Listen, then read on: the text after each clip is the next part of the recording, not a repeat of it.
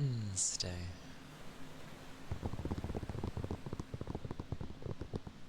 Wednesday.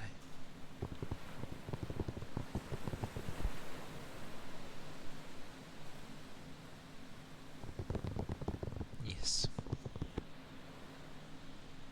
I think it's still fairly warm as well. So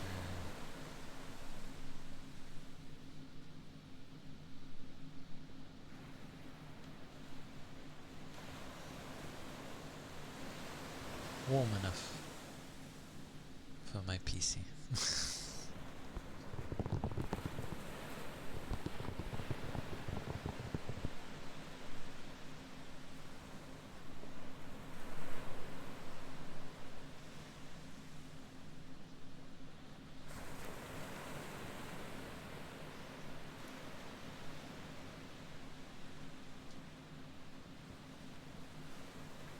So. I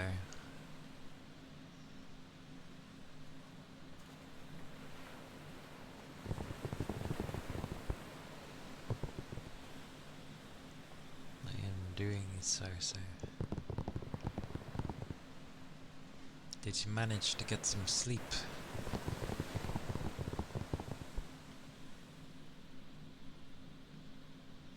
Or rather, enough sleep? Good.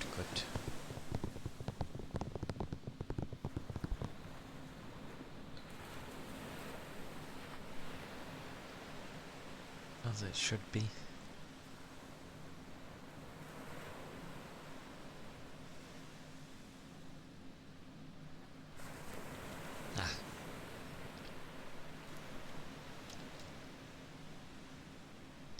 You know when you end up needing sleep, when you sort of just doze off right away.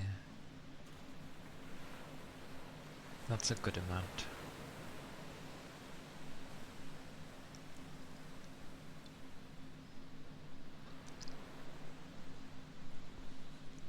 A good amount of rest.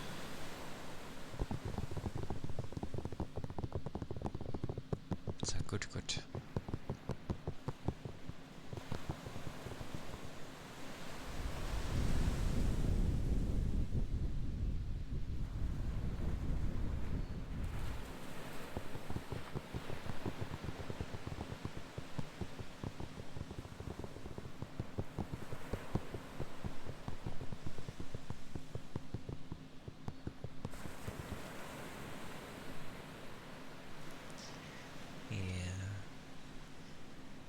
I get like that. Like, even if I'm super tired, I will still go to bed at the same time, because I just don't like going to bed early. I'll end up waking too soon.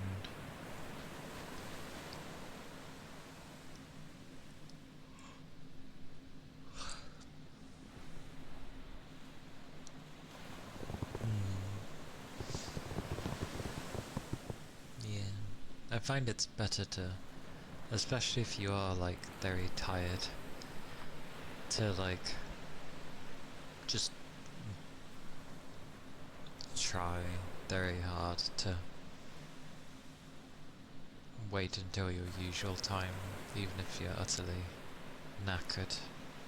Because then when you do go to bed, you're just like, yep, I'm fully ready for this. Then you just rest proper.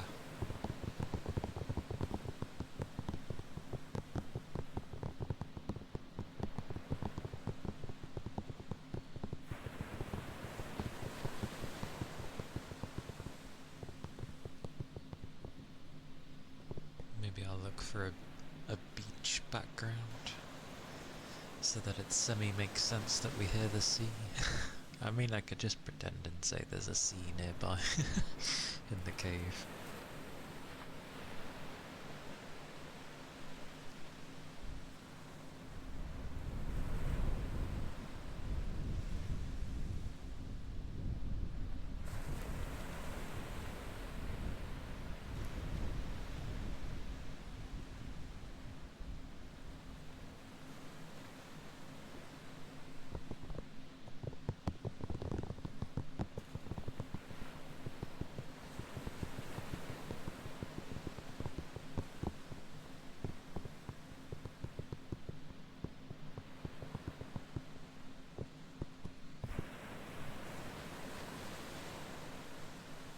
been a little since I've done stuff for ASMR though, minus the odd video.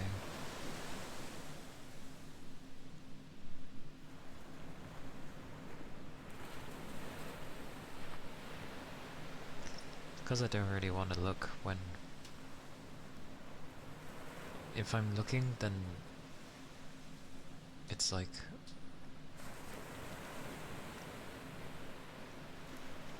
I'm ready to get stuff.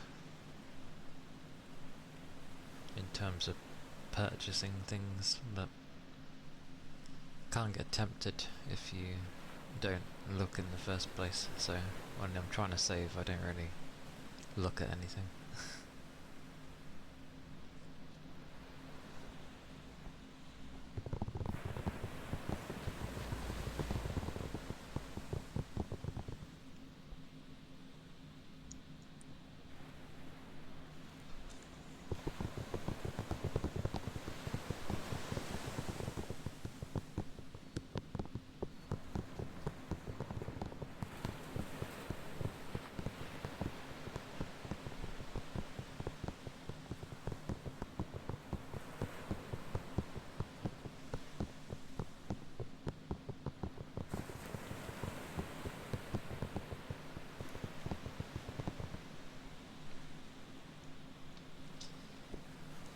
But yeah, always tempting lately to just rest.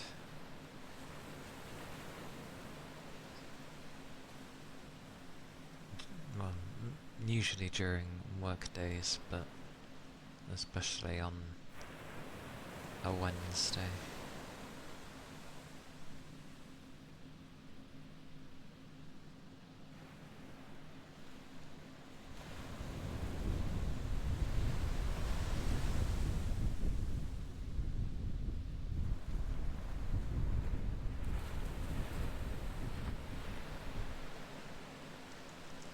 There's quite a breeze today as well, which is nice. Probably why it's being somewhat cooler today. Just a lot of breeze.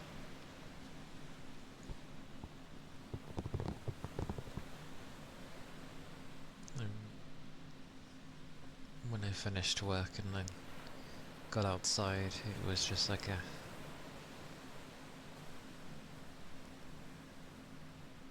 big old gust of wind. It was like, oh, but it was coming from behind me, so it was kind of just pushing me forward.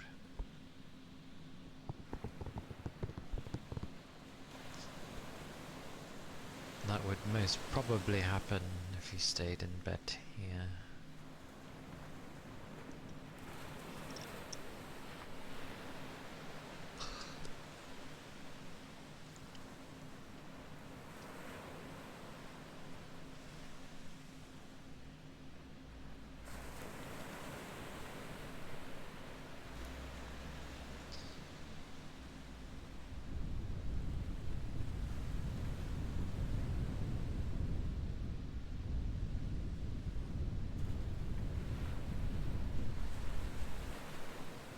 Okay.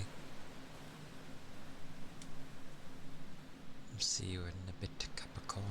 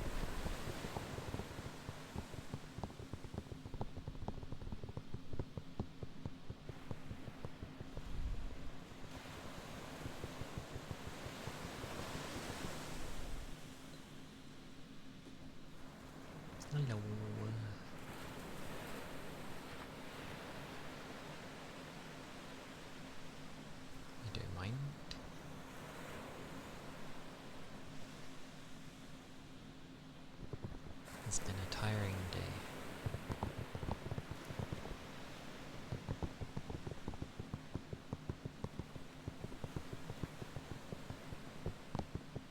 As per how it is on Wednesdays.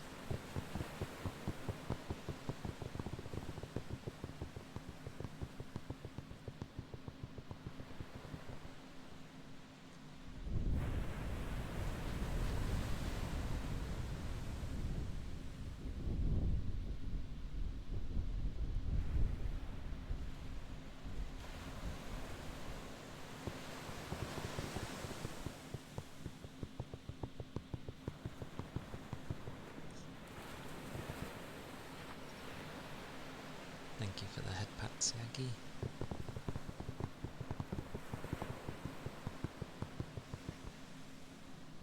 Hello.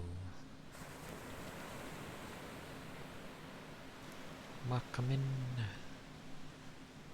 Welcome in.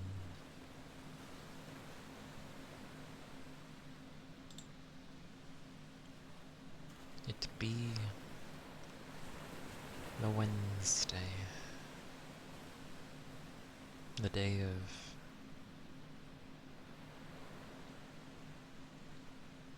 more tiredness.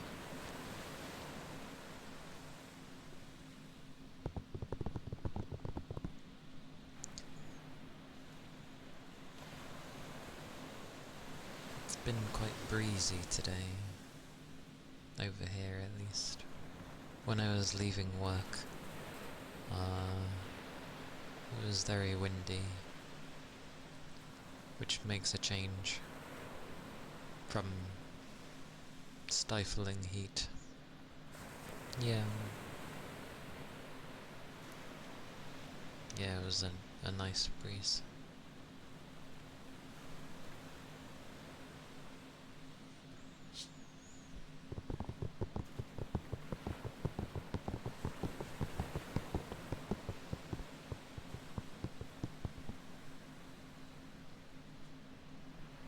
It was pushing with me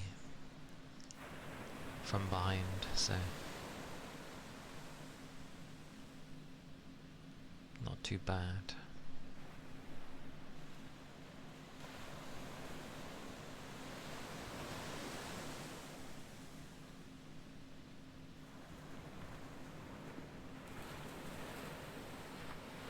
It's nice when it tends to be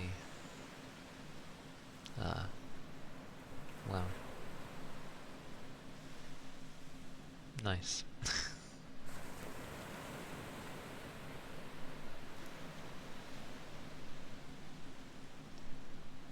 Such wording.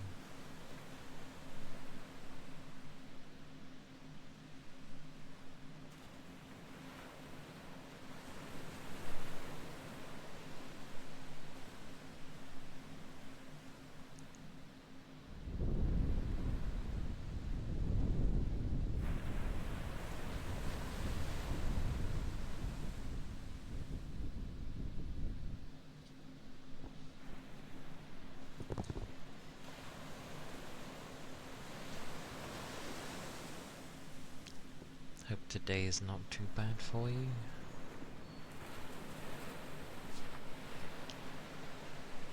Dinner. What did you have? What tasty food did you eat?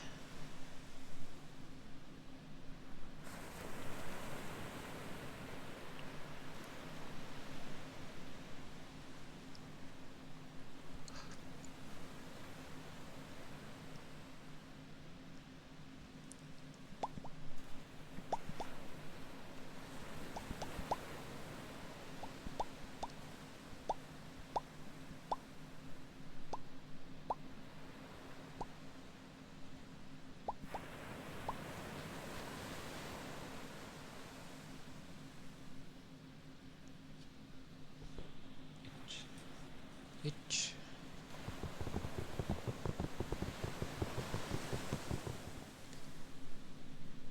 The summer makes,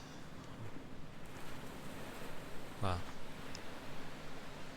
yeah, summer period definitely makes things more itchy, more allergies about, more heat. More madness.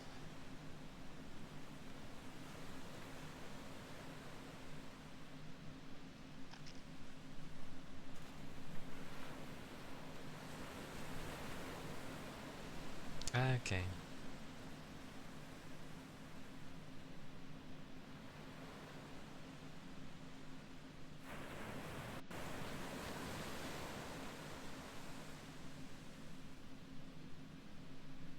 Wait, porridge is usually with rice?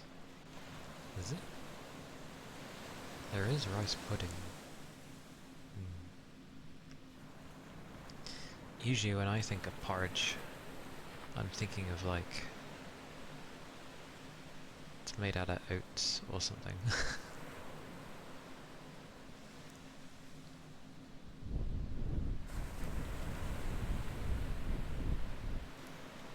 A thick porridge though. So it's like stodgy. I like stodgy. When rare days when I have a form of porridge, but when I go to have it, I like to have mine thick as well.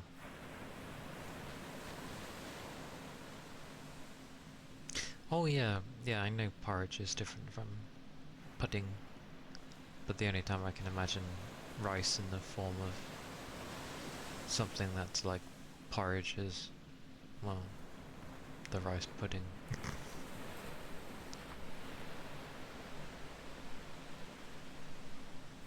Although, weirdly, when I have porridge, I don't even like have proper porridge. I still stick with like ready break, which is technically meant for children, but it's just what I'm used to, and I've kind of just stuck with it. It's powdery, kinda, I guess. Then you just put in milk.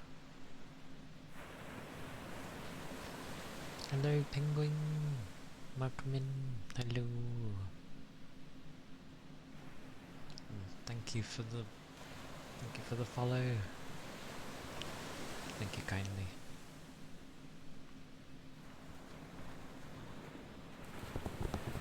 But yeah, because how thin or thick you like to have it depends on how much milk you'd go to put in. I tend not to put in too much, and so it ends up becoming like quite thick, usually with lumps in it. I like it having lumps, personally. It's something to, it's like a little ball of happiness when you find a lump of something in your porridge that isn't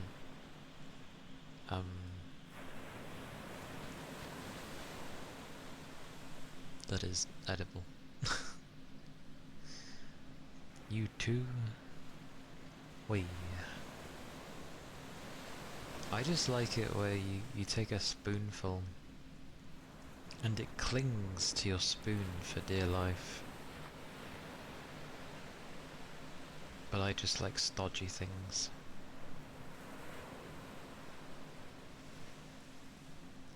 Yeah, it's I enjoy it more that way. It's the same with Yorkshire puddings,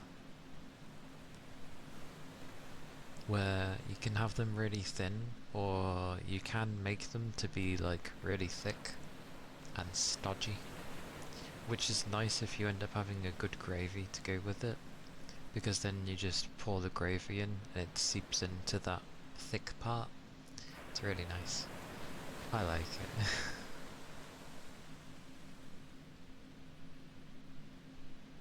Yeah. Yeah, it's nice because if you're in the mood for it to be thinner, and you can just make it thinner. It's nice that it can go both ways. I've never ever put anything in porridge though. I just put like a little bit of sugar, and that's enough for me. Like, I don't put any jam or syrup or anything in it. I just put a bit of sugar. Well, you do like a smidge, and then you stir it in nicely so it's kind of scattered about, and then you put it on top, because obviously the top is just going to be, because I usually make it so thick, it doesn't really sink in, so it just kind of makes the top layer. It's really funny when you make it so thick that it doesn't even look like liquid anymore.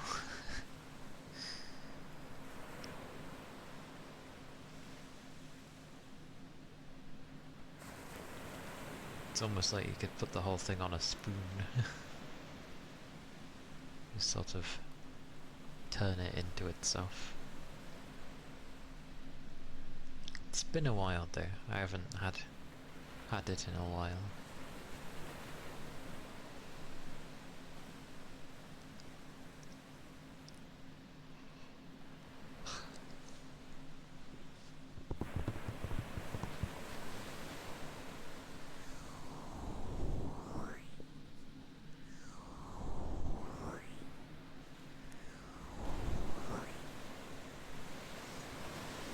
So it's 3-stream streak. Thank you, Penguin.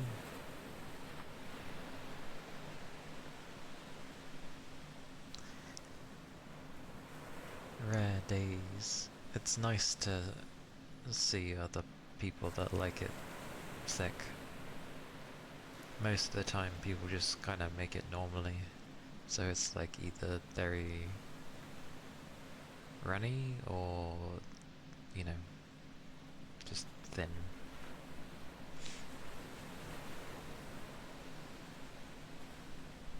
Hey Rain! Hello!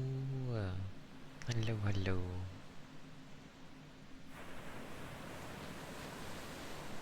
I'm gonna go with Kahir. Kahir.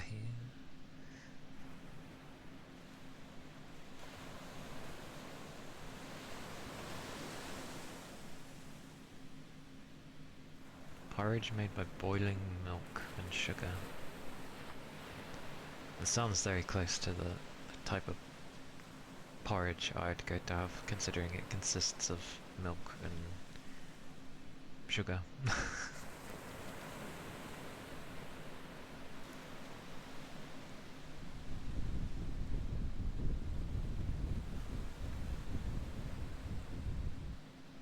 But I know people like to add stuff to it.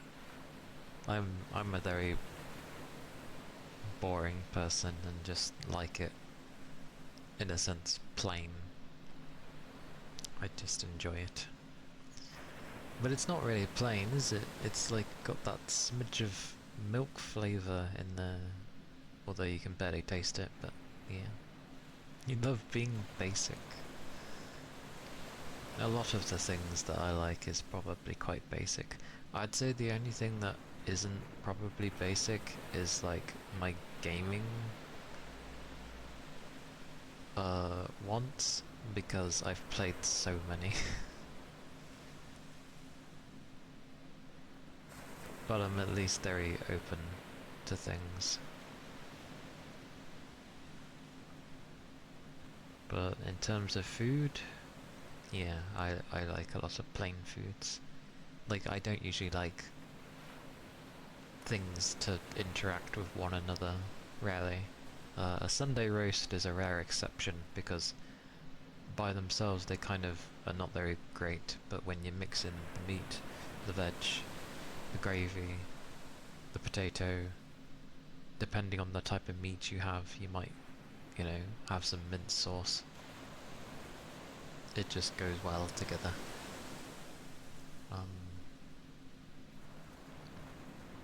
But yeah, porridge I like quite plain.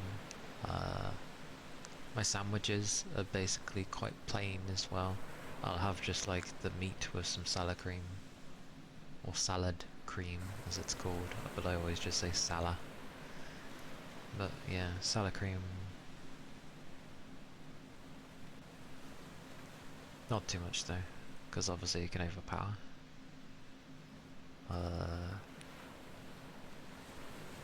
Like even with sauces in different foods, I don't like there to be a crazy amount of stuff in it. You only like the basic ice cream flavors? What are the basic ice cream flavors? Like vanilla, chocolate, and strawberry? Not something you have to in the house much of the time. Can be tasty though. I'm the same Rain, but I don't really eat breakfast, so it's rare days. The only times I have porridge is if I'm ill and I'm hungry and I want to eat something and I know I'm okay to eat porridge. Or I just get in a really random mood and I just really fancy eating porridge. Usually just add meat and that's it. Meat. Meat. Nom nom. Vanilla, chocolate, butterscotch. Butterscotch? Strawberry. They don't usually like strawberry. I'm not too big on strawberry either. Chocolate's okay. I've never had butterscotch. But I am the same. I tend to just stick with vanilla. I think most people don't like, or are not too big on strawberry, to be fair. Cookies and cream? I would just have the cookie.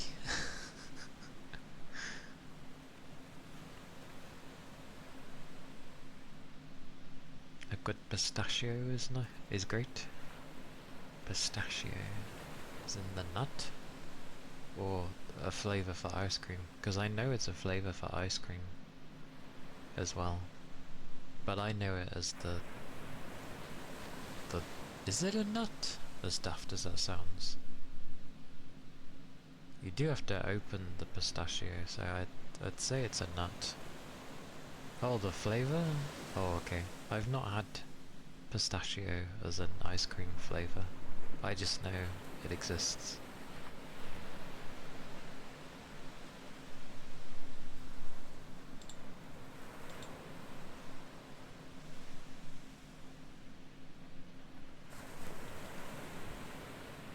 Yeah, I've had pistachio nuts. They're okay. I think they're healthy. They're meant to be. I've not had it as an ice cream flavour though. It's very tasty. If there was like a ever so tiny tub, I'd give it a try. Just so I know what it tastes like, ice cream wise. Mint. Mint. I am not big on mint.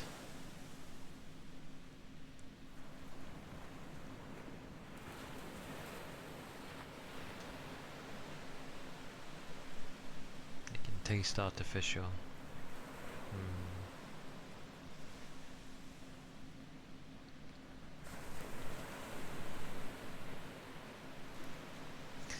Yeah, people do like mint chocolate chip. I'm not big on the mint flavour, so I will pass on that. Meant to be quite refreshing, but I'm good. Yeah, me either. I just like vanilla. Vanilla is more than fine for ice cream for me. And Viennetta, but that's just vanilla ice cream with layers of chocolate in between, so of course it's going to be nice. Oh, I think there's another ice cream as well where it's like vanilla, but then there's like a strawberry swirl in in it. Those are nice. It's hard to describe.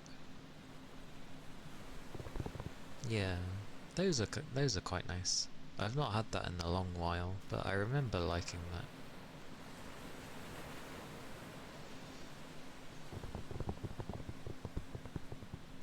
I've tried peanut butter.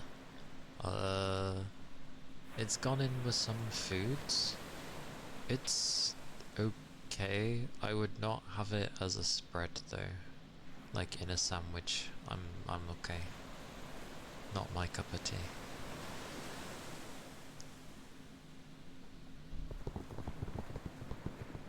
You've seen the vanilla ones with chocolate swirls and chocolate syrup at the top. Chocolate syrup?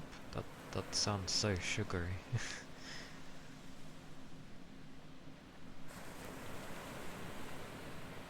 How does one even say that?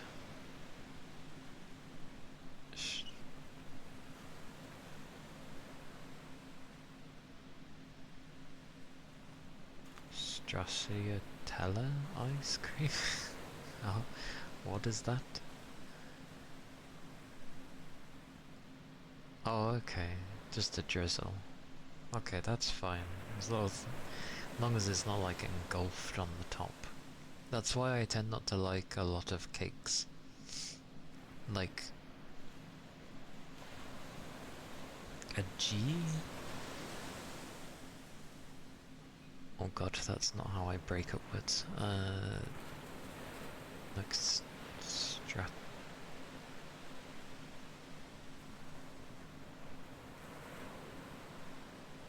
Stragitella?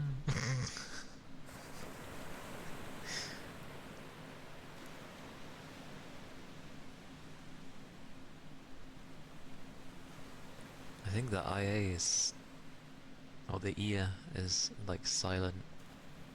Okay, close enough.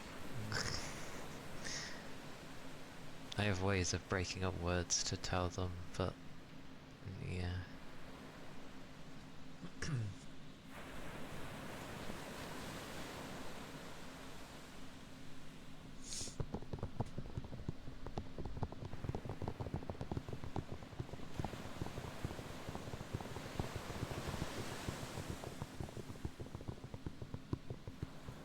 It's all good. I butcher words anyway.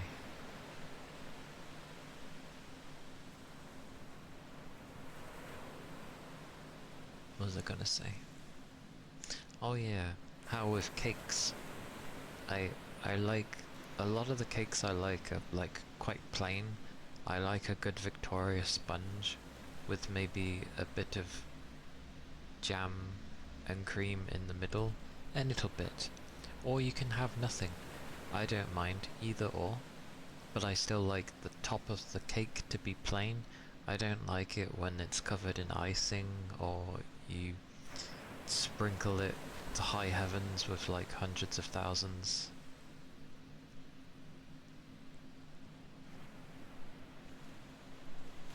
Really nice flavour. That's good. A really nice flavour. I'm more prone to eating ice cream in the hot weather, lo and behold. I just tend not to touch it outside of hot seasons. I've never liked icing, really, even as a kid. I just don't like it. It's sugar. It's just sugar. It doesn't taste of anything but that, and I'm just like, I'm good. I'd rather just have the cake, thank you. Because, especially a freshly baked cake, it's so nice to just taste that soft sponge. I rarely got to have any sugary things when I was a kid. It was a rare treat for me.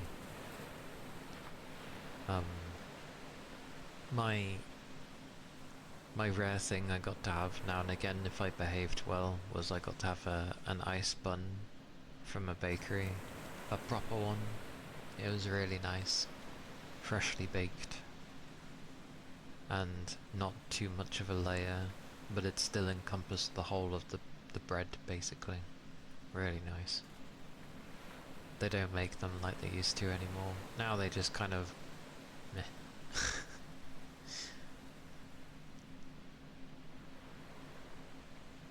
Most of the time when you eat ice cream, you just have one spoonful for that little bit of sweet.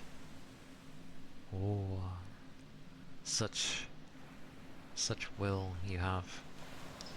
Like, if I'm given a bag of Maltesers, for example, I will eat it all. My body's not being as kind to me as it was with Maltesers. It's hit and miss, but I can't help it. You give me a bag, I'm gonna eat it all. Someone asks for a Malteser, they're not getting one because the bag is for me. You want a Malteser? Go somewhere else.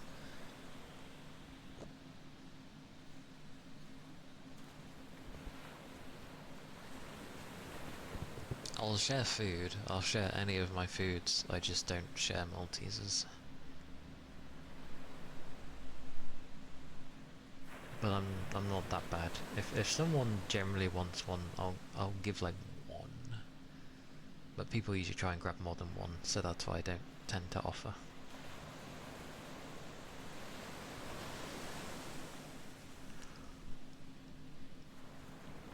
Oh yeah, dry cakes suck. Like having a dry angel cake, if you know what an angel cake is. It's basically a 3-tiered sponge cake. And in between each layer, so there's 3 layers, and in between each layer is some cream. So it's a nice cake, but the top, if it is moist, it'll have a bit of stickiness to it, but it's moist, and it's nice. That's how you know you have a really moist angel cake.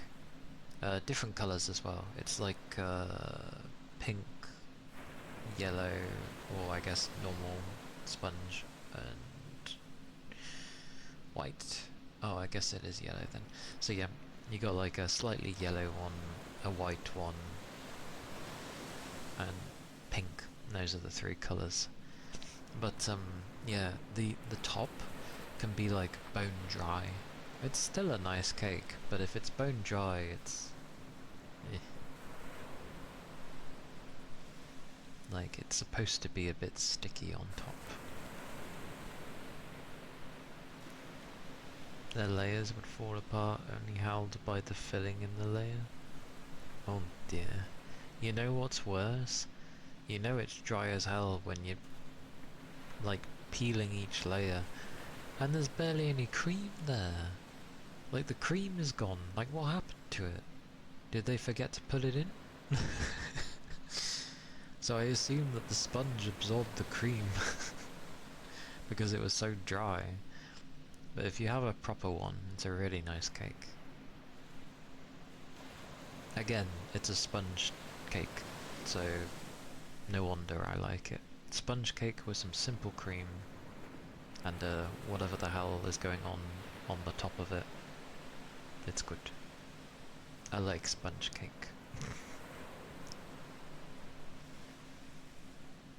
I think you got only dry cakes all your life, that's why you liked icing as a kid. You'd choke with just a sponge? How are you eating it? Have a drink on what's it? Plus, take smaller bites. I don't know, what on earth? You shouldn't be choking on a sponge. Yeah. Good old moderation. Angel cakes have gotten so small now, not because I am older and, you know, I've grown and they've gotten smaller. It's not that. They've literally gotten smaller. So I literally have to cut half of the cake to have like a normal slice. It's ridiculous. They're so tiny. So that is my moderation with an angel cake. I will have half of it. But again, I rarely have these things. I don't have cake too often. I don't have ice. I don't spoil things too often. I'm careful.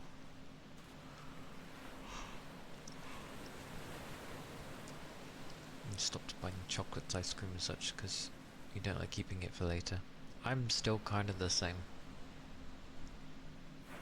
Like, if I'm going to have something, I will have it all. Actually, if it's the really large Malteser bag, I will actually split that up in eating, because I've noticed that when I try eating it all in one go, I don't feel that great anymore. So I will tend to just have half the bag of the really large ones, and then I'll pull it back and I'll have it like the next day, because that works out better. That's what I mean. My body isn't so kind to Maltesers specifically anymore. I don't know what it is. I think I've just had them so much over time that my body's like, yeah, no. Because when it comes to Christmas time, the main chocolate that I get is Maltesers, and I'll have, like, you know, lots of boxes of Maltesers, varying in size from the big ones, the small ones. Just a lot of Maltesers. My body doesn't always do it though, that's the thing. It doesn't always have a fit with Maltesers, just most of the time.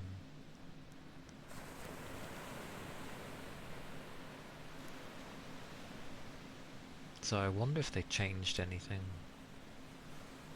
A whole pint of ice cream at once. I've never done that, luckily. Like, in terms of like soft served ice cream, the only time I have it is if I'm given it. I don't really go out of my way to have it myself. So I eat what I'm given. It's all, I know it's done in that measuring term, but I always find it odd that ice cream gets measured in such a way. I'm like, you're not drinking it. But I know that's how ice cream is measured.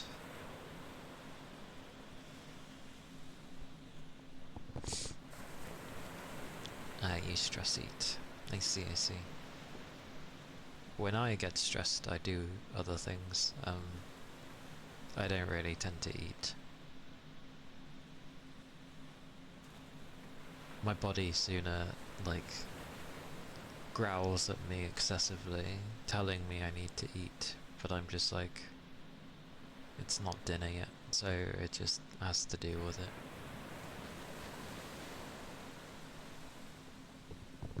Oh yeah, but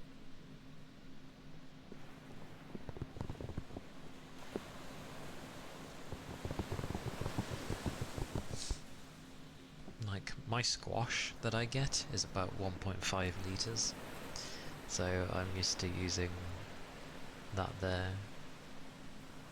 I do see the grams for ice cream, but I don't know if you get a big enough one, it starts turning into litres.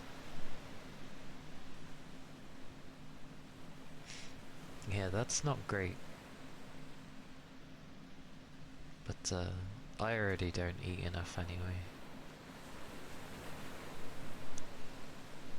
But I don't mind that I don't eat enough. If I was to eat and feel satisfied, I would just put on weight. So I'd sooner just, you know, not have much. That's why I'm so light.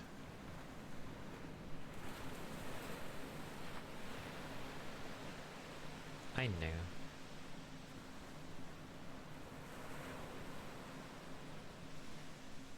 Managing.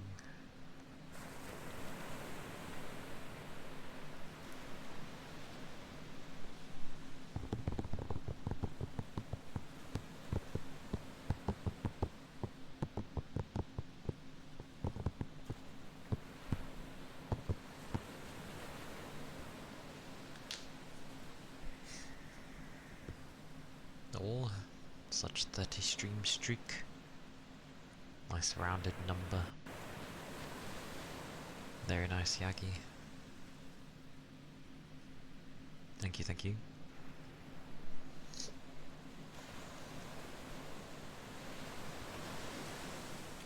A chocolate I've actually ended up liking a bit more.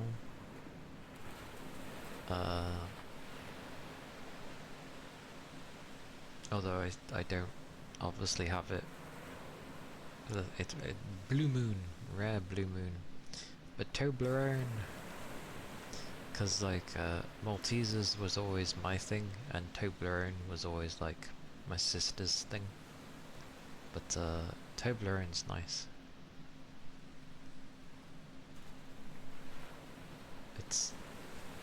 I know it's gotten smaller, but it's still a pretty chunky chocolate.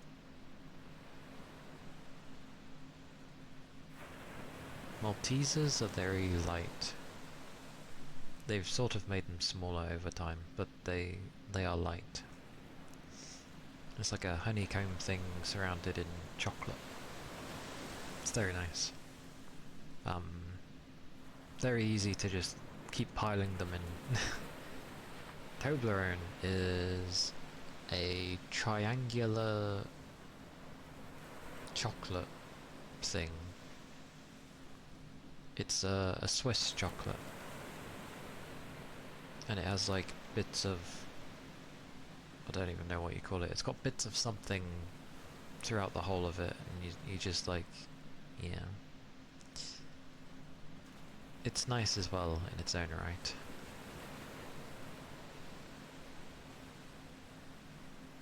But few and far between. Crunchy bits, yeah. I don't know what the crunchy bits are, but yeah, it's got crunchy bits. Not too crazy though that it derails from what's it? Wafers? No, no, no, no. Definitely not wafers. Don't actually know what's in. Let me have a look.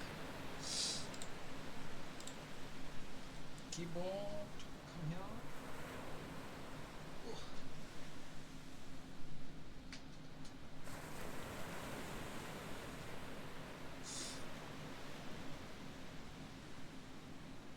Hazelnut.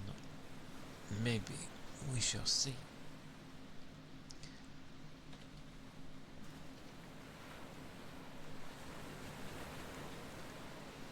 Toblerone.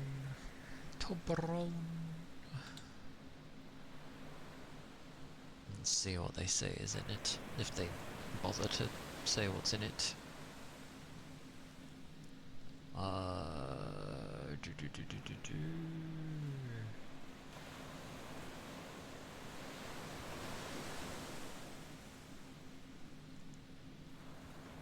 I am looking.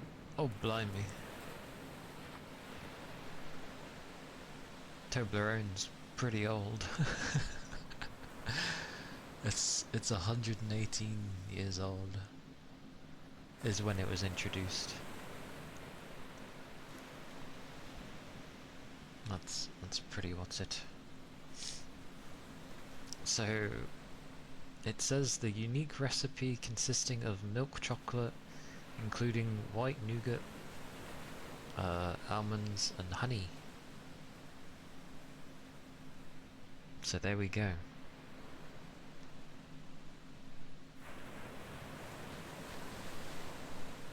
So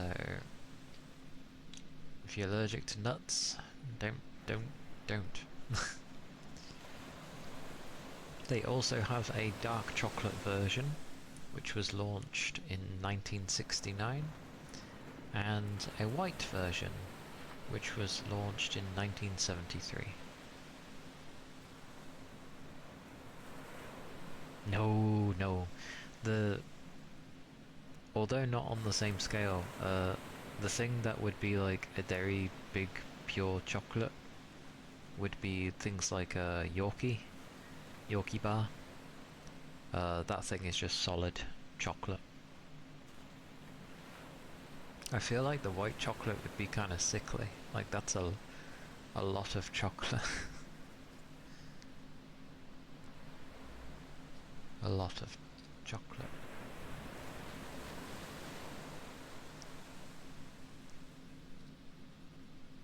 Oh god, they have a Toblerone ice cream as well. It's even done in a triangular shape that kind of looks like a slice of, like, watermelon or something. You love white chocolate? Do you like Milky Bar? Milky Bar's pretty... well, very white chocolate. Oh. A what now? Milky Bar? Have you not heard of Milky Bar? It's literally like white chocolate galore. Yeah, it's very, very white chocolate. Quite thin, but quite strong. Milky Bar.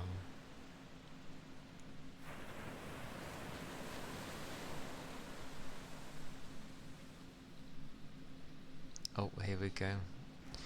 2016 size changes. In 2016, the 400 grams and 170 grams bar in the UK were modified to have two peaks removed and larger gaps between the peaks, which reduced the cost of making the bars by cutting the weight by about 10% to 360 grams and 150 grams, while retaining the same package size and retail price. So the usual of they save money by giving you less, but they still charge the same.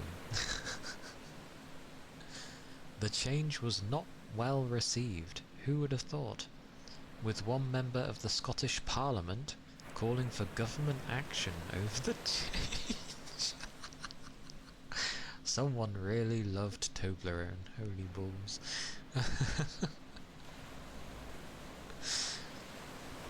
In 2018, the bar reverted to its original shape, and the 170-150 bar was replaced by a 200-gram bar.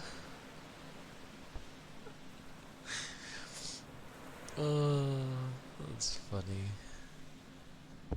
You never know who ends up liking your product. God forbid if it be someone in Parliament.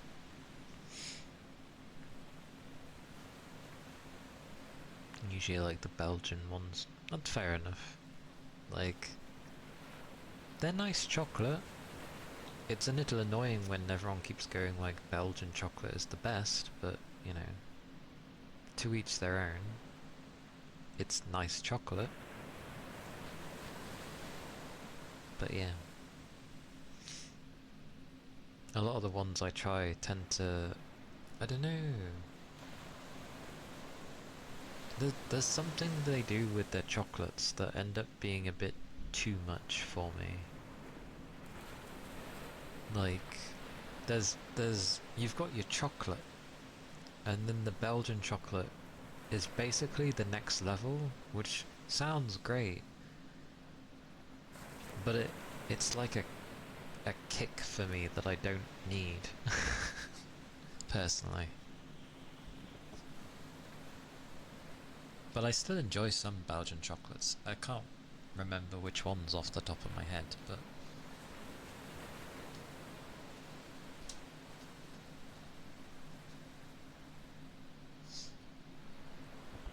like, I rarely have varying chocolates anyway. Like I said, my most chocolate I'm gonna have is like Maltesers. Yeah. It doesn't sound great what the US does with their chocolate over there. I wouldn't really want to touch it.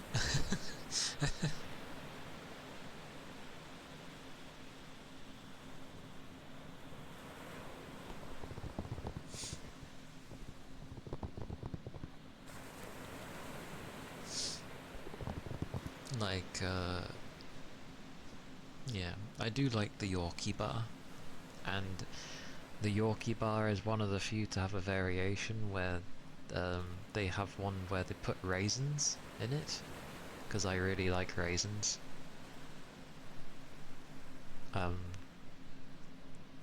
But Yeah, I haven't had one of those in an exceedingly long time. You had a news story about one of your main chocolate companies informing their shareholders that they were going to put chocolate back in their chocolate because it got cheap. What have they been putting in it in the meantime?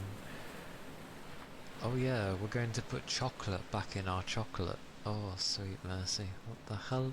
What on earth have they been feeding people? You hate raisins? That's fine. More for me.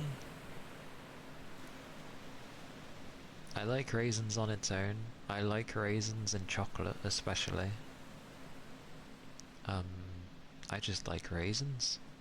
Like my little breakfast thingy I have, which is quite thin, but it's like this little cracker thingy which has a layer of raisin in it with a hint of apple.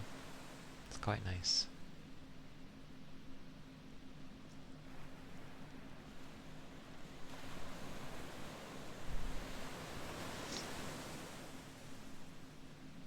I like raisins though. You see, it's grand when people end up being like, oh, I don't like this. It's like, cool, that means more for me. And then vice versa, when somebody really likes something I'm not particularly fond of, it's like, more for you. So it works. It means that the other person isn't going to touch your stuff. A lot of the stuff when I was in my uni house that I liked, many people didn't like the stuff that I had, which, you know, in that kind of setting is fantastic because nobody touches your food. They're like, oh, I don't like that, so I'm not going to touch it. It's fantastic.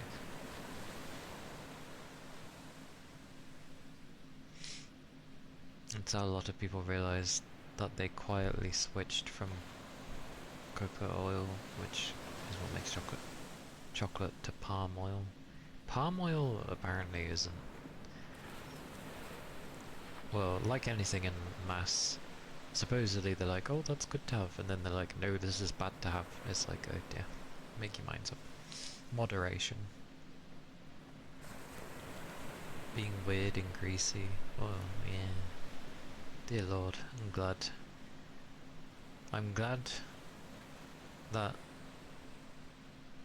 Europe and the UK have actual chocolate.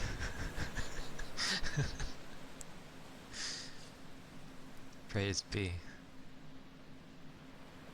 For when people fancy it, obviously. Because that's meant to be the whole point behind chocolate. You're not supposed to have it every day. It's supposed to be, you know, you treat yourself to it or something.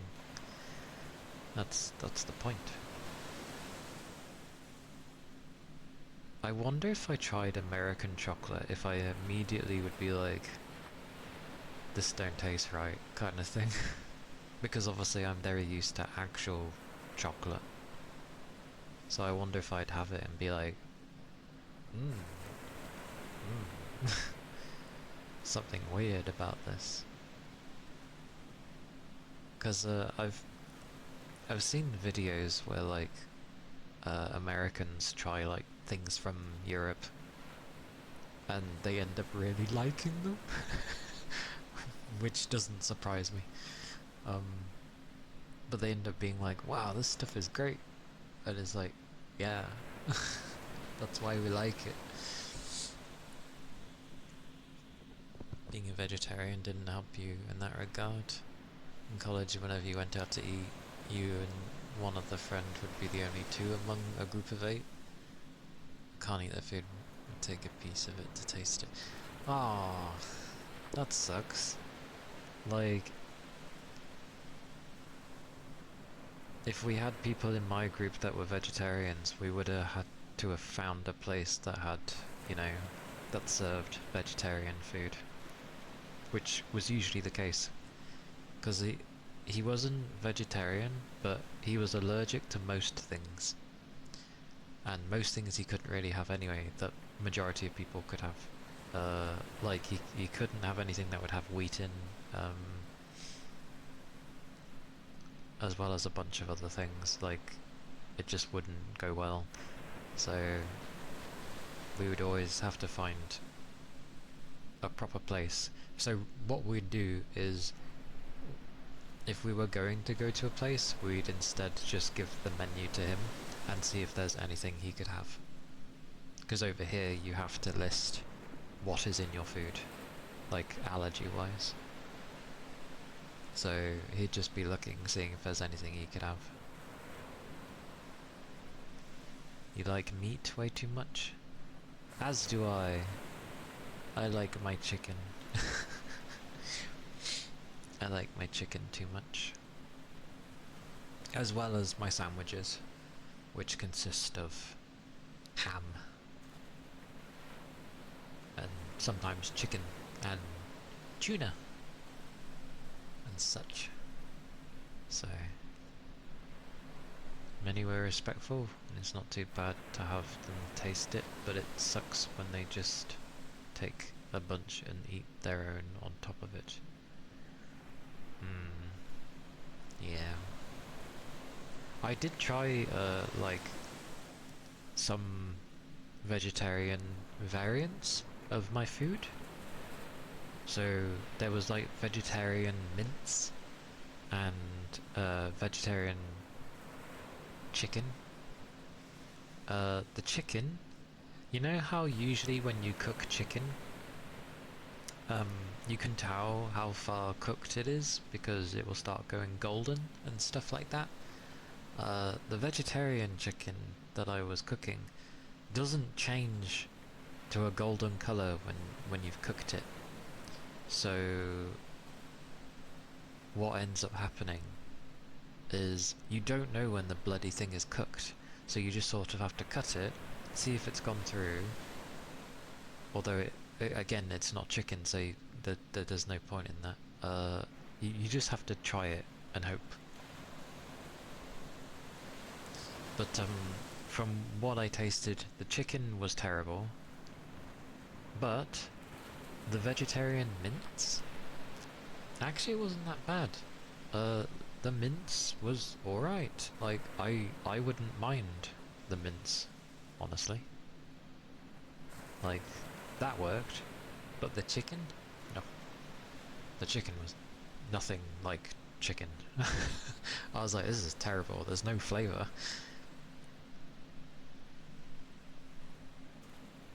People who choose or are forced to restrict their diets to certain things are so strong. They must have so much patience to get through how food is offered at restaurants. It makes it a bit more awkward to try and eat out.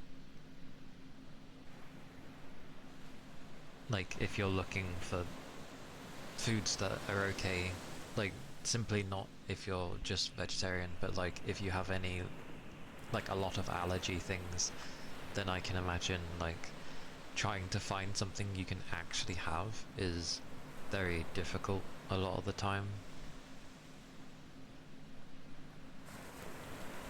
You always make sure your Islamic friend has reserves of food when we do a barbecue, so I know he has enough. That's fair. Yeah, that's fair. Because obviously, yeah, a lot of barbecue food is going to be like, what? Beef? And obviously they can't, they can't have that. Veg hot dogs are good? I don't know if I've tried any of those types of hot dogs. I have to be in the mood for hot dogs. Oh, is it pork? I thought it was beef as well that they can't have, because I was thinking of the cow. Or am I mixing up people?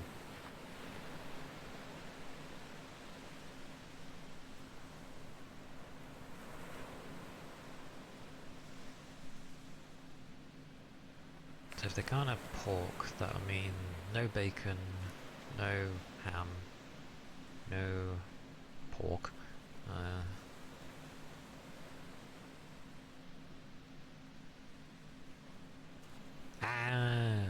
God damn it, why do people pick a particular creature?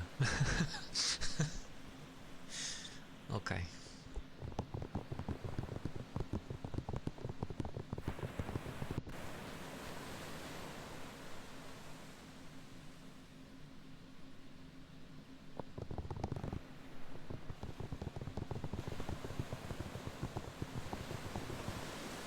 CAC.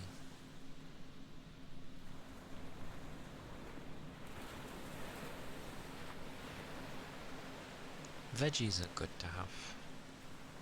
Although because I grew up on vegetables. I grew up on meat as well, but I did grow up on vegetables. I never really enjoyed them. I'm just not a vegetable person. But there's not many I still like to this day, but I'm okay with broccoli. I'm okay with sweet corn. Carrots are still okay. What else?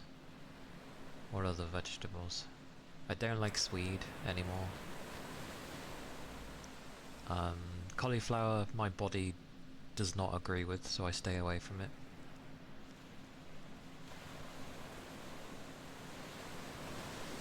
Yeah, glorious. That's fair.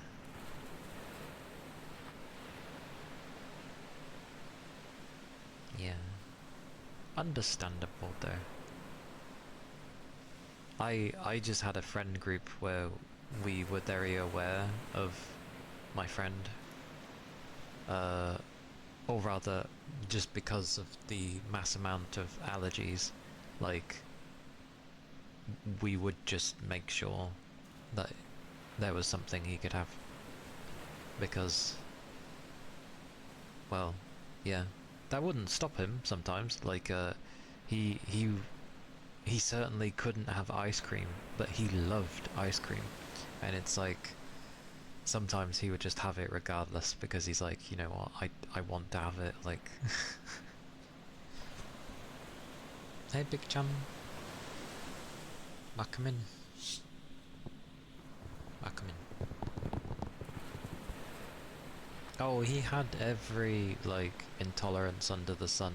He was okay with chicken and mince and stuff, but like, yeah, he wasn't too good if things had wheat in them, which most things did. Yeah, I presume he was lactose due to the fact that ice cream was not great with him. Because what was he? Along with his allergies, he had, oh, I always get it. What was it called?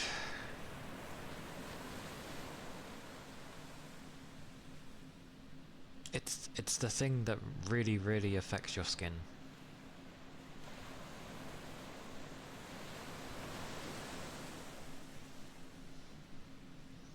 Gluten intolerance sucks. Because so much stuff has... I'm pretty sure he had that as well, because he had to look for stuff that was basically gluten and wheat free. And I tried, like, his bread, if you want to call it that, one time, which was falling apart. Not very good. Not very good, and at the time cost like twice the price of my bread. I was like, wow. Pain.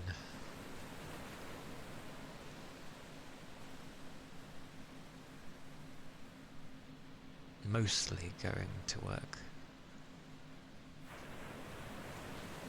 Oh, 4 hours? Not too bad then, not too bad. Your diet is mostly gluten with different breads. I can imagine. Yeah. Like, if you look at the foods that you try to get that are gluten and wheat free, it's a very small portion, obviously. But it also costs so much. Because obviously, it's such a small amount that you're trying to deal with. Like, customer-wise, like your customer base is so small that you need to charge more to make it worse. But at the same time, you've got to offer something, because obviously those types need to eat something. And it's hard.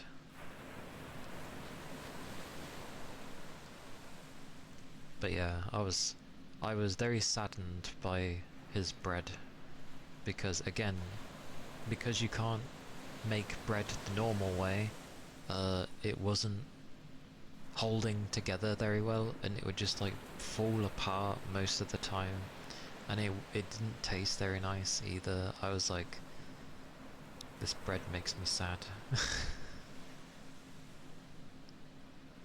I was like, if I was forced to have this with sandwiches, I'd be very sad.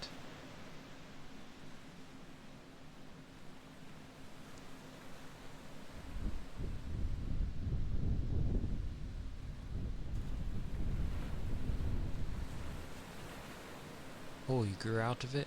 Nice. But I can't remember. He used to always carry an EpiPen on him, because he was like, yeah. Sometimes he just really didn't care about the food that he had to eat. He just wanted to eat something that was tasty, and he knew it was going to affect him. So he's just like, just in case, he's like, here's my EpiPen. I was like, tell me how this works so that I understand how to actually apply it to you should anything happen. And I was like, where do I stab this thing, because I don't want to stab you in the wrong place. And I think he was mainly like, don't... Where was it he said? I'm going off of memory, I think. I swear he was like, don't go for the neck, go for somewhere around the leg, I swear he said. I think. Surprisingly not the arm. Yeah, the upper leg. I was like, go for the leg. Like around this area. I was like, oh, okay. Luckily nothing ever happened, but it was good to know in case, because there was a lot of times he would eat stuff that he was not supposed to have. Sometimes he'd be okay. Is it eczema?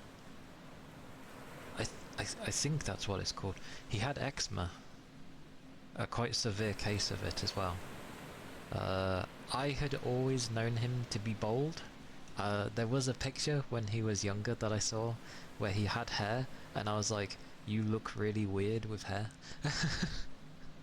I was so used to him being bald. But near enough daily, he would always have to put on his eczema cream. Pretty strong stuff as well, because there's varying levels. And like, it was the kind where... Yes, yeah, that stuff. Oh, go get the tasty food, penguin. I hope you have some tasty stuff. Nom nom nom. But it used to be the kind of thing where sometimes his eczema would be so bad, like he would go have a shower and just his skin would start bleeding all over his body, and he was just having a shower. It wasn't even like that hot either, I don't think. And yeah, it was just like falling apart basically. And then he has to go and rub his cream on it, which would make him pretty greasy, but it was needed to help him. So yeah, I was used to him just rubbing cream all over, on his head, on his arms, wherever it needs to be. I was used to it. Ironically, I remember one time when I actually got very offended by, it was when we went to this, we tried a club, a uni club, just to see what it was like. And I remember some guy kind of taking the mick out of the fact that he was bald, and I was like, dude, what the fuck? I was like, no. I was like, that's not alright. Because again, I had been with him since like my college days, so I was very used to him. He's a cool guy. And yeah, again, I've always been very like I'm just used to him. He was bold. I was very used to it. I never thought anything of it, because he was like, oh yeah, I've got this condition. I've I basically can barely eat any food at all. And I was like, oh, that kind of sucks. He's like, but I still eat the foods I'm not supposed to now and again. But yeah, I was just so used to it. Like, to him, he was normal to me. Like, that's what I thought of it. So yeah, someone saying some rubbish about him being bald. I was just like, what the hell? It's like, what's wrong with you?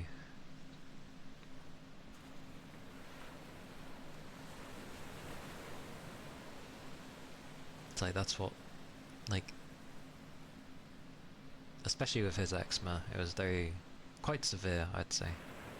Especially, I suppose, um, if you can simply just bleed by having a shower. So I'd say his is pretty crazy, but ups and downs with how the body would be. And like I said, I saw him with hair when, like, in a photo when he was young. It looked really bizarre to me because I was so used to him without hair. I was like, you look weird with hair.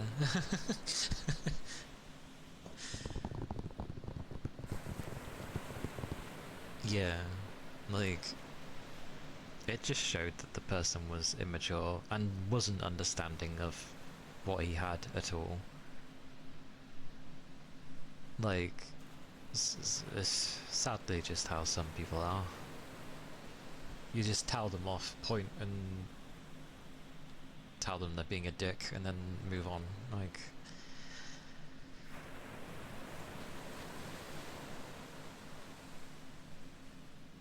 yeah. I spent a lot of time with him, because I knew him during my college days, which, you know, I went to college for like, uh, 3? 3 or 4 years. 4 years. I went to college for 4 years, and then, yeah, we went to different universities, but he still, like, visited my place, here and there. But during college years, I basically went to his house, like, near enough every weekend. It just became our hangout place. It was good fun. We had a lot of, like, gaming nights as well, like LAN parties. We would hook up, because back then we would play, the time where I actually would play Call of Duty, but it was like the COD Zombies. Early days of COD Zombies, as in the first iteration of it. And we basically hooked up. Actually, it might not have been a LAN party, because I don't think you could have played that on LAN. I think we did play over the internet. However, we had, like, he had his big ass TV screen in the room. Someone had a smaller screen just to the side of that. Another screen in the middle. Someone used, like, this old Xbox, like, attachment thingy that had a screen on it, because it had the cables to plug in, component cables, which was what you used back then before HDMI. And yeah, someone was playing on, like, that 5-inch screen, which was titchy. And then there was 2 others of us to the left playing. So all of us are just in this large living room, and the volume was getting a bit out of hand. So what we did was, whoever was on the very right had the volume up, everyone else muted theirs, and then whoever was on the left had their volume up, because we stuck as a group. So, but the volume for when you pick up stuff, it was almost like some weird surround sound thingy. It was like, kind of thing. Holy moly. Oh, those were the days.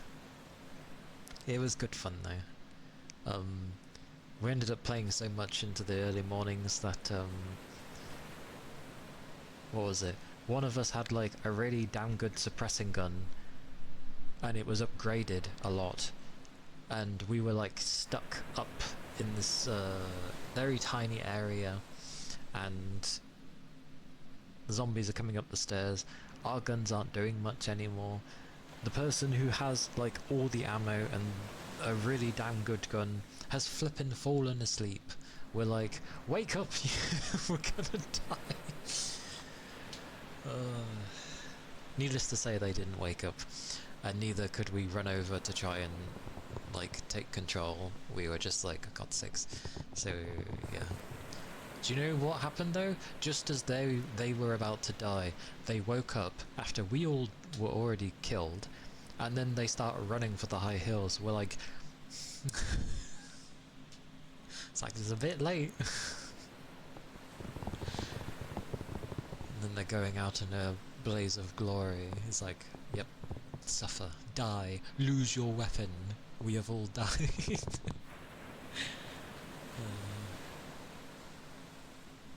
We played many games though. It wasn't just Call of Duty. Like, I don't know what else multiplayer-wise we would have done, but I remember singular games being played as well. That was where a lot of like Fatal Frame was being played. 1 and 2 at the time. The Xbox version. That was good fun. I only watched... Oh, and one of the Siren games, like Siren Blood Curse, which was done episodically, but we had all that. I watched that as well. That was funny. Bloody last boss. The last boss is like some giant ass bug.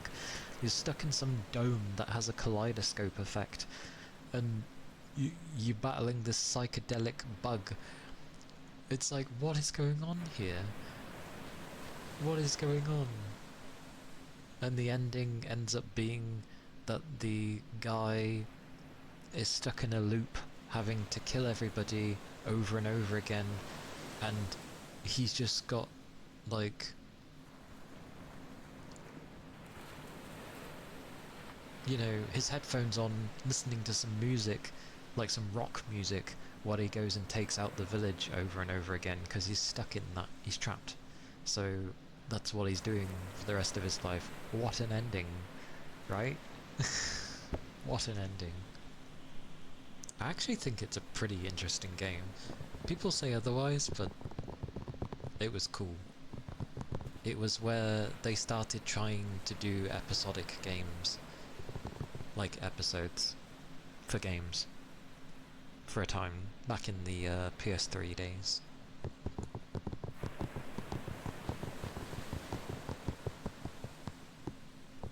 So it was interesting.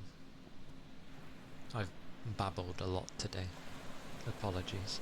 I've weirdly reminisced as well. I don't know why. I shouldn't really reminisce, because it's going to remind me of fun times that I can't really do anymore. Good babbling, indeed. Let me stretch, let me stretch. Stretch.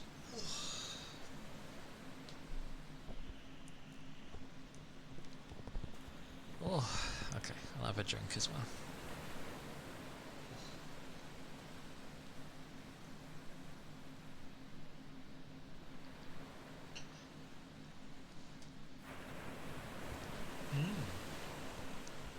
Thank you for the ether charge and stretch. Oh, there was many good times. Another time of games that we played. Chrome Hounds. Well, that was mainly my good bold friend who played it because he really liked mech games, and rightly so. But he had Chrome Hounds, and he was part of a squad and everything. It was a very interesting game. I delved into it towards the end of its life cycle, because it was a multiplayer focused game. But it was really, really cool. Lots of customization of what you could do towards your mech. And even if you died, you could still wander about as a soldier, but, well, there wasn't much else beyond that. It's not like you could end up having soldier wars trying to capture a particular point or finding a tank and actually being able to do something slightly. No. You just got a piddly machine gun, which may as well have been a pea shooter, because you ain't gonna damage a mech with that thing. It was just so you had something to do, but you could just quit. The cool thing with Chromehounds was you could share like your builds, your schematics. So you could share those. So if you had someone who had been playing for a long time, like I did, they just had builds ready and they would share. They could just share them and then you could just try it, which was really cool. But definitely a good game. I remember playing lots of Lost Planet 2 as well. There were some wild adventures with Lost Planet 2. They don't make them like that anymore. They really don't. I'm just trying to think of all the different games. Oh yeah, Armored Core 4 Answer, which is heralded as like the best Armored Core, and rightly so. Also one of the most difficult ones, because you've got some crazy missions, and one of the last fights, because I remember my friend trying to get like S rank on like every mission, and one of them was basically where you had to fight a lot of them. Like, they were very special mechs. They were like heroes, and they each had like a unique mech, but I think there was like 4 or 5 of them, and you had to fight them all at once, which is really difficult.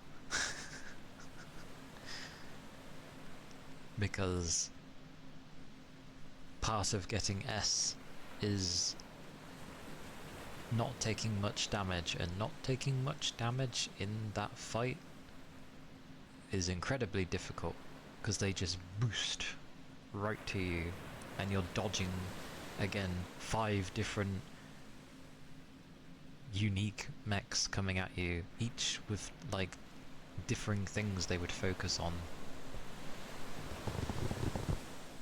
So yeah. Didn't get to play 4, but 6 was so fun.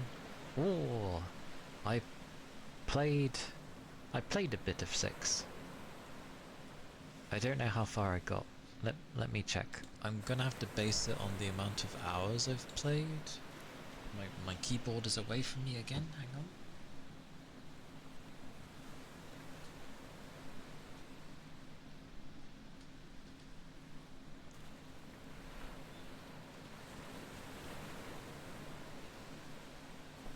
Oh, it's telling me off because I put a U in Armored Core, so sue me.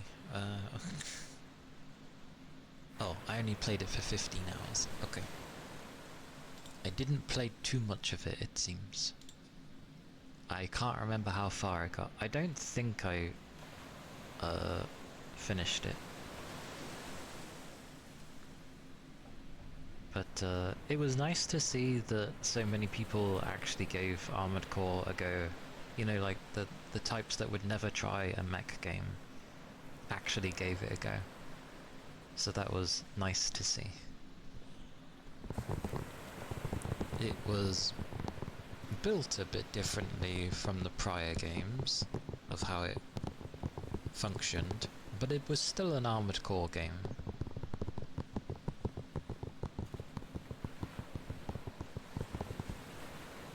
But it is... Armored Core is a good series.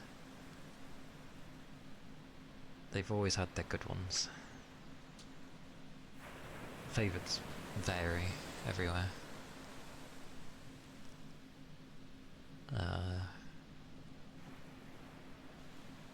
Well, yeah, we played a plethora of different games way back when. A lot of different games. And yeah, he was also the one I played a lot of Company of Heroes with. Which, we played a ridiculous amount of Company of Heroes. I don't think it was through my Steam though. I'm not sure. Let me check.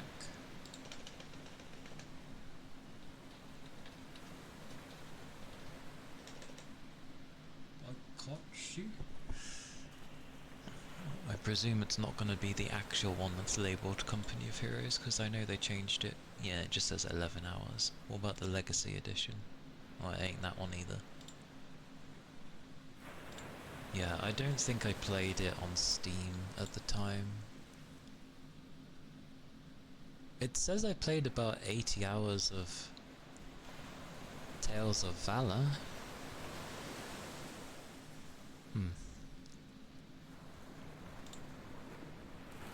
But we played a boatload of Company of Heroes. It was good fun.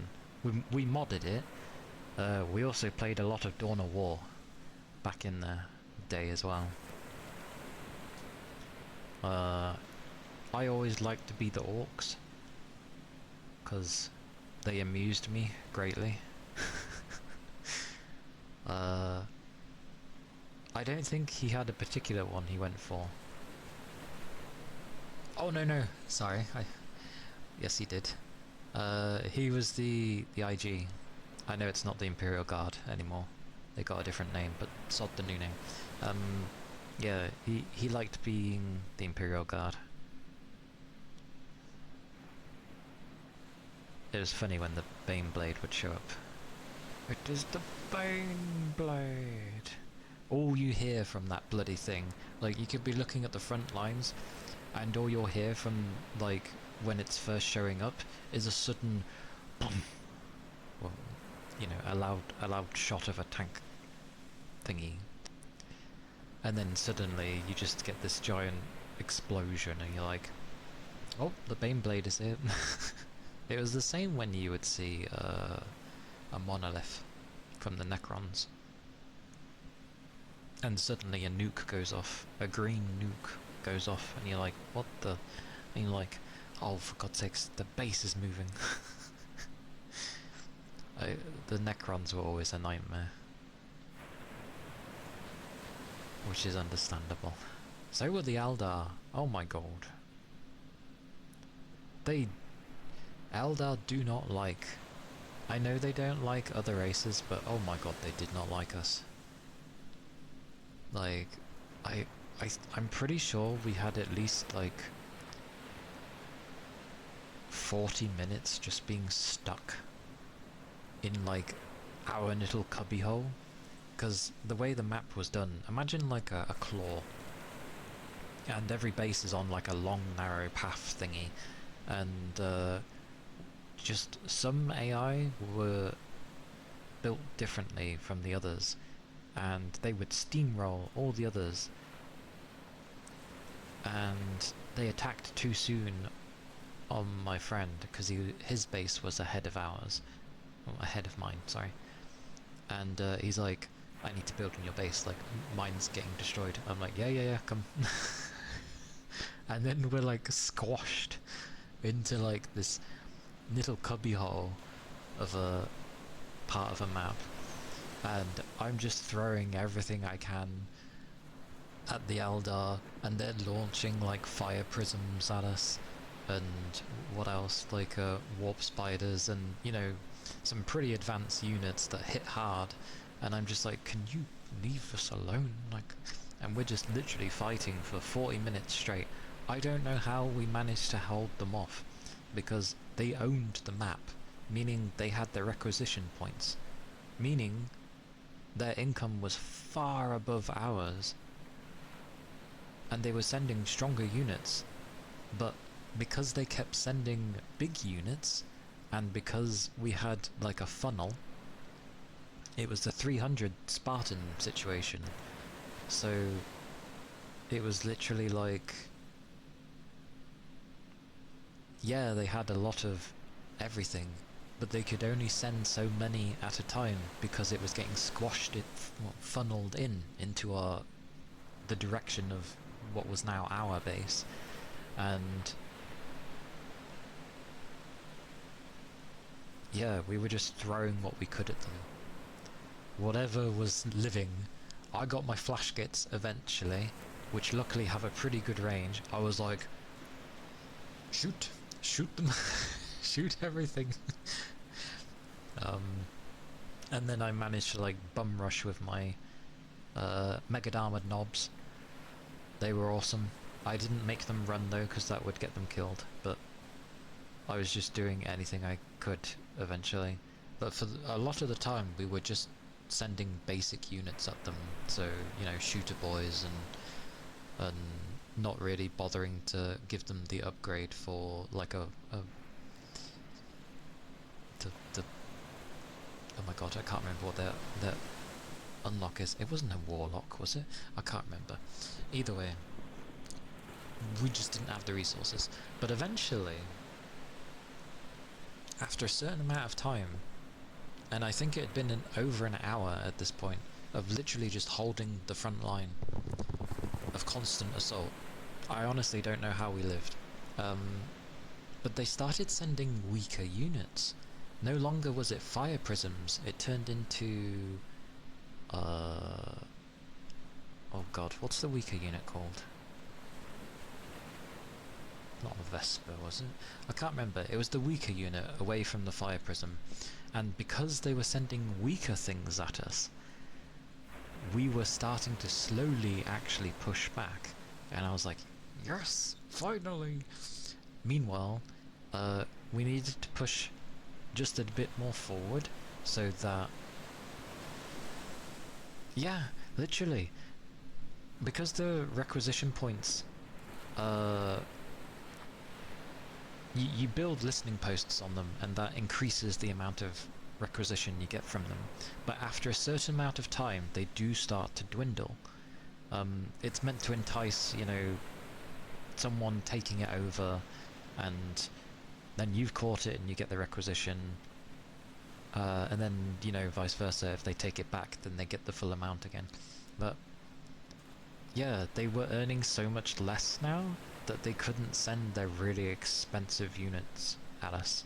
And ironically, by the time they sent the like Flame of Akatosh, no, was it Akatosh? No, that seems like Oblivion to me. Hang on, I did this before. Cain? No, it was Cain, wasn't it? Something Cain. Not Akatosh, because that's Elder Scrolls. Yeah, something Cain was the relic unit, which is basically a fire god with a big ass sword, and we're like, oh.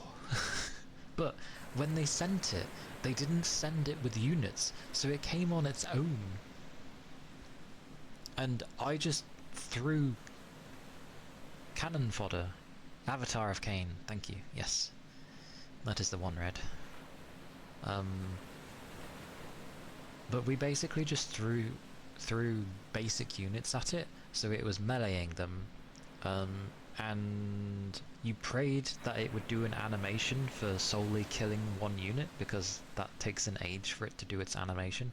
So we got enough time that I think he ended up having like Leman Russes, so we had tanks. Yes, Dawn of War. Good old Dawn of War.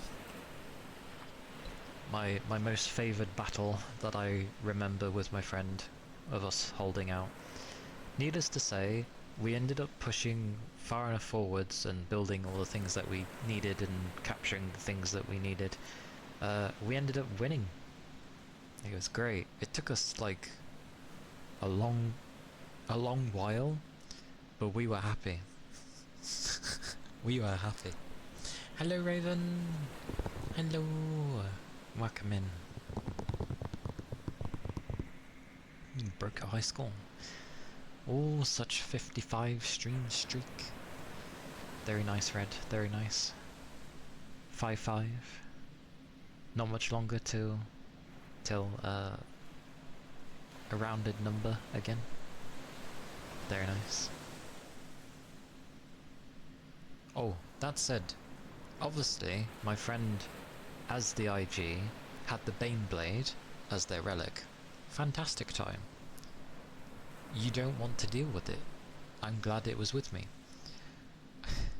For some reason, the Orcs relic, the Squiggoth, was god-awful.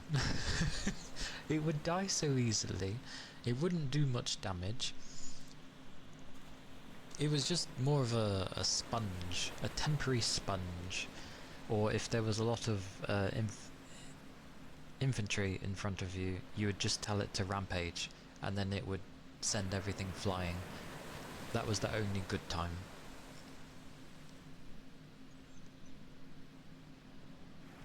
Because you keep playing like Rogel Dawn? Rogel Dawn?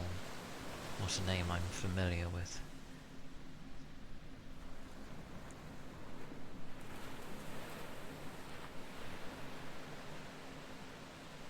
It was a really good victory though.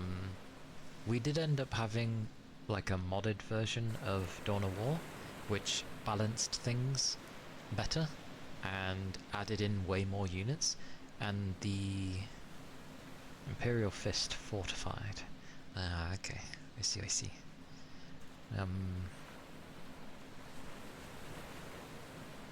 In the mod, I ended up having a Giga Squiggoth, which, I'm not joking, it was so much bigger than the regular Squiggoth, and it could actually hold its own. I was like, finally the Orcs get a relic that can withstand things. Those battles were crazy though, because it upped... I think the unit count was infinite, so there wasn't a limit on how many you could have, and that was the same for the bots. So big battles were very big indeed. I remember just literally using my Giga Squiggoth to buy me some time. And now this reminds me of a time in Company of Heroes where my crocodile tank that I bunkered down to hold the front did. It was at the front lines. We're against the Germans. I obviously was the British. Actually, were we both British? I can't remember. I was definitely British though. But it was interesting because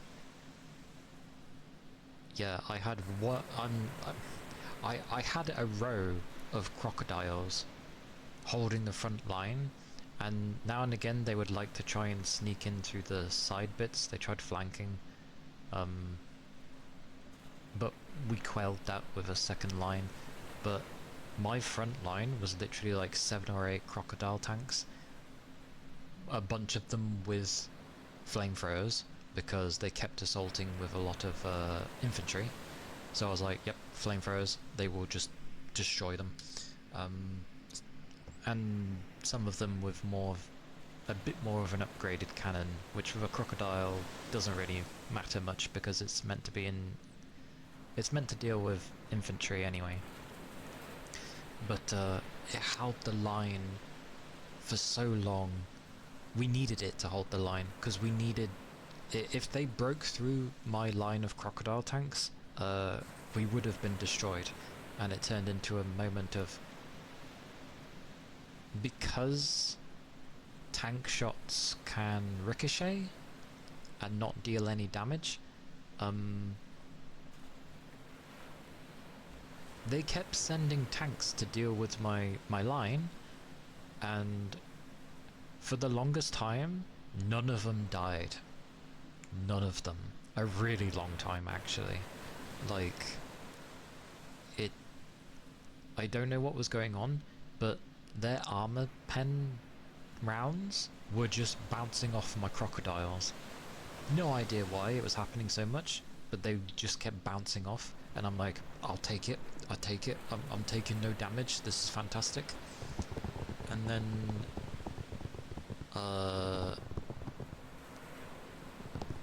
nothing was really killing them. They even, what were they sending at me? They were sending, like, the panzers at me. They definitely sent a Panzer IV. What's the... They sent, the Panzerjägers at me, which are meant to be the, you know, good against tanks tank. Still bouncing. And, ironically, my buggers that had armor pen, while I wasn't doing that much damage, I was still doing some damage. And enough of my tanks were alive that they would fire at the one that would come forwards, and it would go and have like enough of its health to go down that it's like, okay, I'm retreating, reversing. It's like, you know, slowly reversing. It tries to retreat, so the AI can't do it properly sometimes, and it starts turning the actual tank, showing their rear. And because it showed the rear, all my tanks just go boom, boom, boom, boom, and it just like explodes. Meanwhile, I did build up priests, which was a very inaccurate artillery, but I had enough of them. I like to make a lot. So I ended up having, like, not just behind, but they were behind my crocodile bunch, and I would just have a bunch of priests just be like, do I have enough to do a bombardment? Yes, bombard, go. Didn't matter about the inaccuracy, because I would just have so many of them that it sorted the inaccuracy. Bombarding the elephant tank. Enough random shot and one will eventually land on target. Oh yeah, it went all over the place that they sort of tried to flee, and I'm just hitting everything. It's always sad though when an artillery manages to hit the tank dead on, and it just like bounces off, and I'm like, no, goddamn. But ironically, and this was long after my crocodile front line managed to hold the line. I'm pretty sure they even managed to try and sneak in a King Tiger in. I don't know how you sneak that behemoth of a tank in, but they had a King Tiger, and they had an upgrade for the King Tiger 2. But it wasn't doing much, weirdly. I kept using my artillery against it wherever I seen it pop up, and I was like, go away, you silly King Tiger, I don't want to deal with you. I think my friend was the American, because I remember Shermans. A lot of Shermans.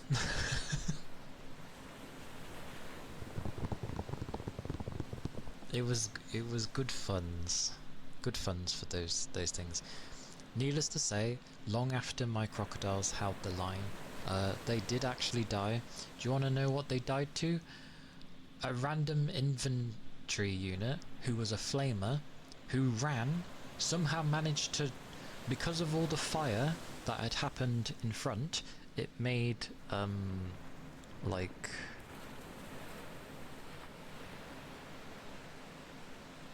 there was lots of holes that they would get protection from, because, you know, it was just dipping down because of all the artillery fire from prior. So yeah, the fire unit got, oh no, it didn't kill the crew, it got near, and then when it was finally out from the half cover, which was basically right next to my crocodiles go pew pew pew with their MG40s, probably 42s, and the guy explodes. They must have caught his canister. So he exploded, and then it started burning all my crocodiles. And I was like, you're kidding me. So literally, they had survived against panzers, they had survived against like Nurberwaffle thingies, which were like 6 to 8 cylinder, carried by infantry, rocket propelled things. King Tigers, like it took everything on under the sun. Didn't die to any of it, but died to a bloody flamer whose bloody canister thing combusted and, you know, basically put fire on top of my buggers. Like, he even survived strafing runs from the enemy. Not with bombs, it was just from machine gun fire. But like, they survived so much. I tried to retreat some, but when they're hunkered down, it takes a second to be able to pull them out of it. So I was left with like 2 or 3. And I was like, you know what, you've had the front line longer, much longer than you even needed to. I was like, come back into my base.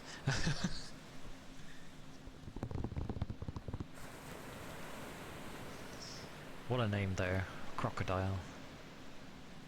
Really good against infantry though, especially with the flamer it had. Such big ass range. Just put a couple of those in, it's like, whew, it's like goodbye, goodbye. I babbled for far too long, sorry. I reminisced again.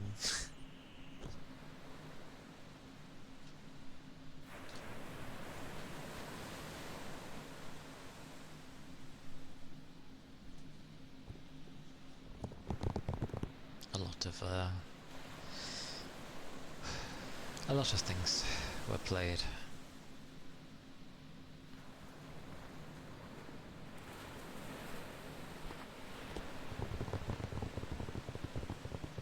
The expansion? Which one? And thank you for the head pats, Rain. Which one was it? Because you had Opposing Fronts and then Tales of Valor for the original Company of Heroes. But this was, by the way, when I didn't have a proper PC and I was playing on my 3 gig RAM laptop. Like the laptop I was using at uni and stuff. I was playing Company of Heroes on that, which, if people didn't know, Company of Heroes back then was a very demanding game, graphically. And I was playing it on a potato laptop. I had it on the lowest graphics, and it was one of those where if you have it on low graphics, like there's just no details. Oh, hang on. Ah, where's my mouse?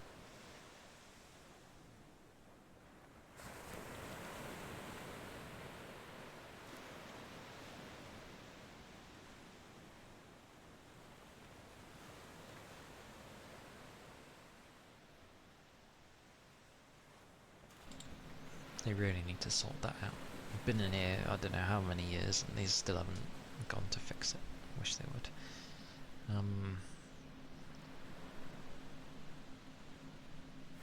Yeah. Company Heroes 2. It's cooking your PC for sure. I can't remember if I played much of 2. I think it was definitely the first one I played a lot of. They did do a Company of Heroes online at one point, which had some really interesting ideas, and it was honestly very interesting, but they ended up not following through with it, which is a bit of a shame. It seems like the games that I actually end up getting into, usually, end up being cancelled. There was a interesting FPS shooter as well, back in the day, which was to do with Ghost in the Shell, which had some unique abilities and stuff, depending on the character you were playing. Actually an interesting game. They stopped that because there wasn't enough interest. And I'm just like, what is with these games that are actually really good, but there's just no interest? And yet we get Slop remade a gajillion times, and that's what ends up making it. Sad days. But obviously there's a load of games now, so there's good stuff. You just gotta search through it really thoroughly.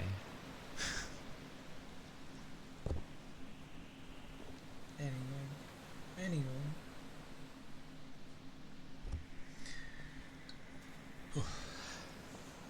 I shall stop there for today, because I'm hungry. It's around about the time. But yeah. It's been a little while since some ASMR, because obviously I didn't do it last week, and obviously didn't do any on Saturday.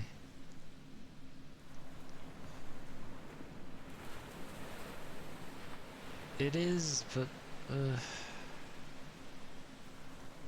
like, people say, why are games so much more fun back in the day? It's like, probably because publishers didn't really know what they were doing yet, and so they sort of just left the people who were making the games to make their game. They're like, we don't know quite what you're needing, so go do your thing. And they did their thing. And games were still, you know, very creative back then. They still are to this day. It's just, again, there's a reason select games end up standing out compared to others. So it should never have been a market that was like, let's mass produce these things. Because then we start getting situations like, you know, just corporations deciding what it is that people should have. And they clearly don't get it because it doesn't work. But oh well. Oh well. Let me see.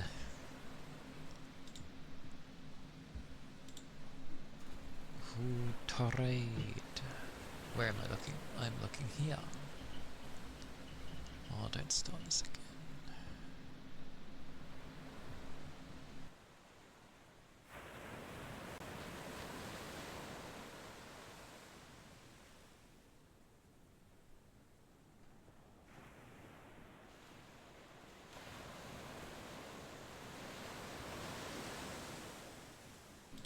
I see. It is a weekday, after all.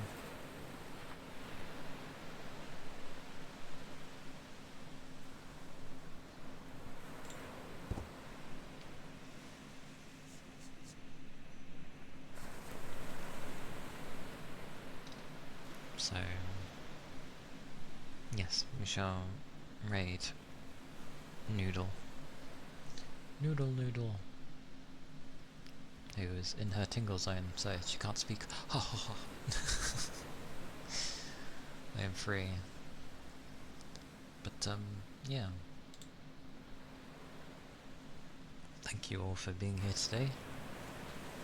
Do take care of yourselves, make sure you keep your liquids up. Have good rest if it's close to bedtime. Have good foods if you haven't eaten yet. The raid message is there, if you'd be so kind to use.